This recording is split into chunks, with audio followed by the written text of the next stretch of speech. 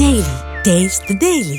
இலங்கை கடற்படையினரால் கைது செய்யப்பட்ட தமிழக மீனவர்களை விடுதலை செய்ய வலியுறுத்தி ராமேஸ்வரம் அடுத்த பாம்பன் மீனவர்கள் ஒருநாள் அடையாள வேலைநிறுத்த போராட்டத்தில் ஈடுபட்டுள்ளனர்.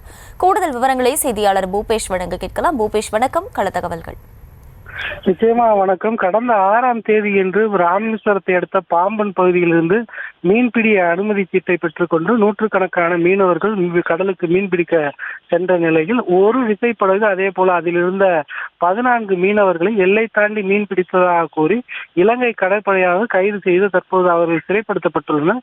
இந்த சூழலில் தொடர்ச்சியாக ராமேஸ்வரம், பாம்பன், தங்கச்சிமடம் உள்ளிட்ட பகுதிகளைச் சேர்ந்த மீனவர்கள் இலங்கை கடற்படையாக கைது செய்யப்படுவதை கண்டித்தும் இலங்கை சிறையில் இருக்கக்கூடிய மீனவர்களை உடனடியாக விடுதலை செய்ய வேண்டும் என வலியுறுத்தியும் ராமேஸ்வரத்தை அடுத்த பாம்பன் பகுதியைச் சேர்ந்த விசைப்படகுகள் இன்று ஒரு நாள் அடையாள வேலைநிறுத்த போராட்டத்தில் ஈடுபட்டு வருகின்றனர். இதன் காரணமாக பாம்பன் துறைமுக பகுதியில் நூற்றுக்கணக்கான விசைப்படகுகள் நங்கூரமிட்டு நிறுத்தப்பட்டுள்ள சூழலில் பல லட்சம் ரூபாய் மதிப்பிலான அந்த வர்த்தகமானது தடைபட்டிருப்பதால் தங்களுடைய வாழ்வாதாரமானது பாதிக்கப்பட்டிருப்பதாக மீனவர்கள் தரப்பில் வேதனை தெரிவித்துள்ளனர். தொடர்ச்சியாக எல்லை தாண்டி மீன் பிடித்ததாகவும் அதே போல பல்வேறு காரணங்களை கூறி இலங்கை கடற்படையினை சிறைபிடிப்பதும் அதே போல அதிகபட்ச தண்டனை விதிப்பதும் தொடர்ந்து இலங்கை அரசால் மேற்கொள்ளப்பட்டு வரக்கூடிய சூழலில் இதற்கு உடனடியாக நிரந்தர தீர்வு காண மத்திய அரசு நடவடிக்கை எடுக்க வேண்டும் என கூறியும் அவர்கள் வலியுறுத்தி வருகின்றனர்.